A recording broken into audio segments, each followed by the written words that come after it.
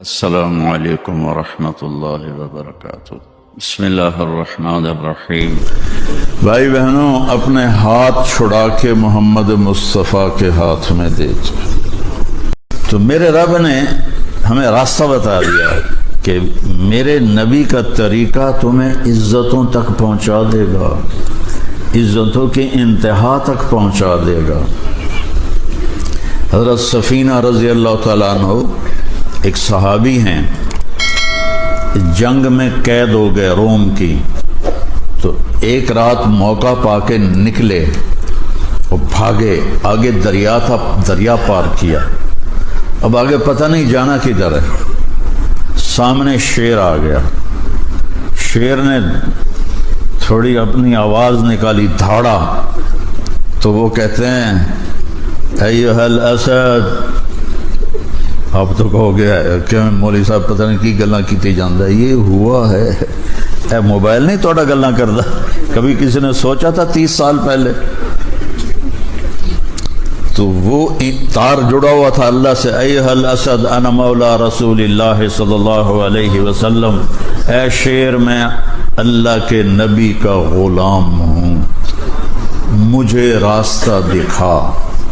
تو شیر جعل یبسبس، یبسبس ہوتا ہے کیسے اپنی دم ہلانا، دم ہلانا، ہوں ہوں ہوں ہوں ہوں ہوں ہوں کرنا، جیسے گھر میں پالتو کتے ایسے اپنی دم ہلاتے ہیں۔ تو شیر ان کو آ کے ایسے اس نے دھکا دیا اور اپنی دم ہلانے لگا اور آگے چل پڑا۔ چلتے چلتے چلتے چلتے جہاں صحابہ کا لشکر موجود تھا وہاں جا کے پہنچا کے پھر کھڑا ہو کے ایسے دیکھنے لگا، جی ہن چھٹی ہے، چلا جاؤں۔ انہوں نے فرمایا اذهب جا، وہ واپس چلا گیا۔ یہ عزت ملی ہے در مصطفیٰ سے۔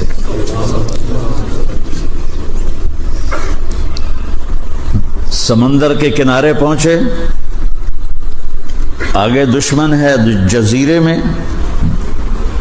دارین ایک جزیرہ ہے، کشتیاں کوئی نہیں، اور کشتیاں بنائیں تو اتنے میں دشمن تیار ہو جائے گا جنگ کے لیے، تو کیا کیا جائے؟ علا بن حضرمی رضی اللہ تعالیٰ عنہ گھوڑے سے اترے، 2 نفل پڑھے، اور ہماری طرح نہیں کوئی لمبی دعا مانگی، 2 نفل پڑھے، یا علیم یا حلیم یا علی یا عظیم، 4 ناموں سے اللہ کو پکارا۔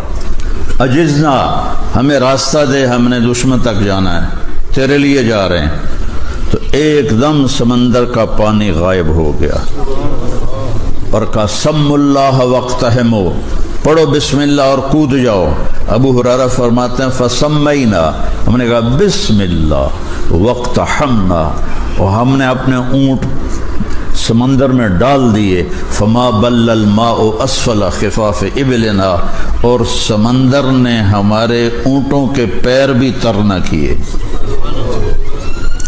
عزت آسمان سے آتی ہے، اور وہ آتی ہے محمد مصطفیٰ صلی اللہ تعالی علیہ وسلم کے طریقے سے، ان کے راستے پر، ان کی راہوں پر چل کے میرا مالک یہ عزت دیتا ہے کہ ساری کائنات اللہ مسخر فرما دیتا ہے۔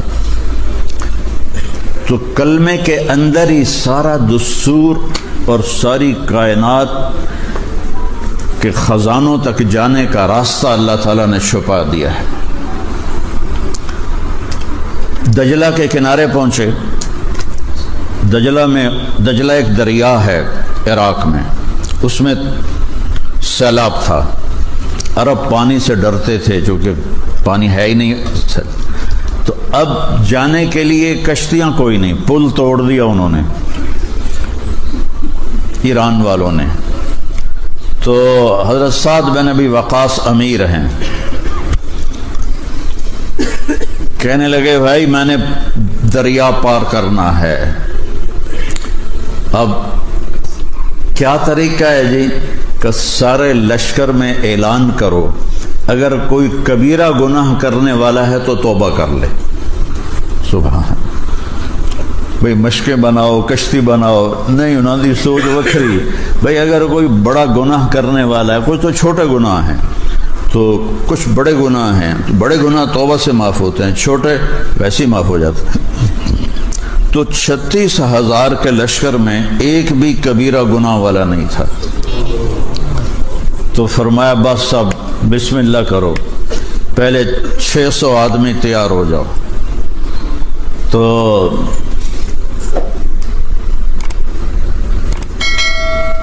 عاصم بن عمر انصاری رضی اللہ تعالیٰ عنہ کھڑے ہوئے، کہا جی میں تیار ہوں. 700-600 تیار ہوئے. جب وہ کنارے پر پہنچے تو کہنے لگے 60 آدمی پہلے جمپ لگاؤ. تو حجر ابن عدی رضی اللہ تعالیٰ عنہ اور ان کے ساتھ 49 آدمی 59 آدمی، کہا جی ہم پہل کرتے ہیں. انہوں نے گھوڑے ڈال دیے. جب انہوں نے گھوڑے ڈالے تو اللہ کی غیبی قدرت کہ پانی کیسے تابع ہوتا ہے، پیچھے 600 نے ڈال دیے چونکہ وہ جا رہے تھے، پیچھے 36,000 نے گھوڑے ڈال دیے. جہاں کہیں کوئی گھوڑا تھک جاتا تو وہاں زمین کا ٹکڑا باہر نکل آتا تھا اور اس کے اوپر وہ گھوڑا کھڑے ہو کے آرام کرتا تھا اور پھر آگے تیرنا شروع کر دیتا تھا. ایک صحابی کا پیالہ لکڑی کے ہوتے تھے، وہ رسی سے بندھا ہوا تھا. پانی کی موج آئی، رسی کمزور تھی، رسی ٹوٹ گئی، پیالہ آگے چلا گیا. تو اس کے ساتھی کہنے لگے لگتا ہے تیری نیت میں کوئی فطور خرابی تھی جو تیرا پیالہ اللہ نے لے لیا. کہنے لگا اللہ کی قسم میری نیت میں کوئی خرابی نہیں ہے. اور پھر اللہ سے پتہ کیسے بات کرتا ہے، کہتا ہے یا اللہ میں ہی لبھیا تینوں پیالہ کھڑاؤن واسطے، میرا پیالہ دے. جہاں دعویٰ ہوتا ہے وہاں بات بھی ہوتی. ہمیں تو یقین ہی نہیں ہوتا کہ میری دعا کو ساڑی تو سنتا ہی نہیں جی، ساڑی تو سنتا ہی نہیں جی. پہلے یقین تو بناؤ کہ اللہ سنتا ہے. تو کہنے لگے اللہ کی قسم میری حالت نہیں بدلی کہ یا اللہ اس لشکر میں صرف مجھے نشانہ نہ بنا کہ میرا پیالہ گم ہو جائے. تو اب یہ دریا جا رہا ہے تو پیالے نے ادھر جانا ہے، لکڑی کا پیالہ ہے ادھر جانا ہے. یہ یوں جا رہے ہیں، جب کنارے پر پہنچے تو پیالہ آگے پڑا ہوا تھا. اسے گھما کے وہاں کون لے کر گیا؟ اپنے نبی کی زندگی پڑھو گے تو آپ کو پتہ چلے گا کہ کس طرح اللہ تعالیٰ نے عزت کے دروازے کھول دیے صحابہ کے لیے جو آپ کی مان کے چلنے والے تھے. اور ایک بدو آیا، کہنے لگا اے محمد. آپ نے کہا لبیک. اب برا نہیں مناتے تھے، کوئی سختی سے بھی بلاتا تھا، برا نہیں مناتے تھے. تو تیری کچھ باتیں عجیب ہیں. آپ نے کہا کیا؟ تو کہتا ہم باپ دادے کا دین چھوڑ کے تیرے دین پر آ جائیں گے، یہ کیسے ہو سکتا ہے؟ اچھا اور تو کہتا ہے کہ یہ جتنا ایران اور پرشین امپائر، رومن امپائر ہے، اس سب کو میرے ساتھی فتح کر لیں گے. نانو روٹی نہیں لب دی تو ایڈی وڈی حکومت میں فتح کرنے کا خواب بھی کھا رہے ہیں.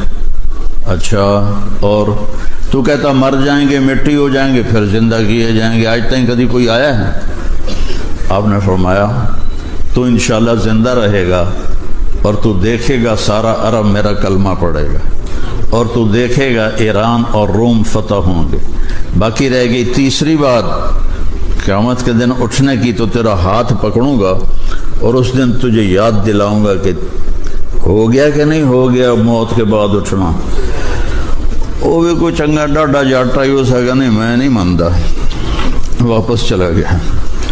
جب مکہ فتح ہوا تو سارا عرب مسلمان ہو گیا. کہنے لگا پہلی غلط ہو گئی.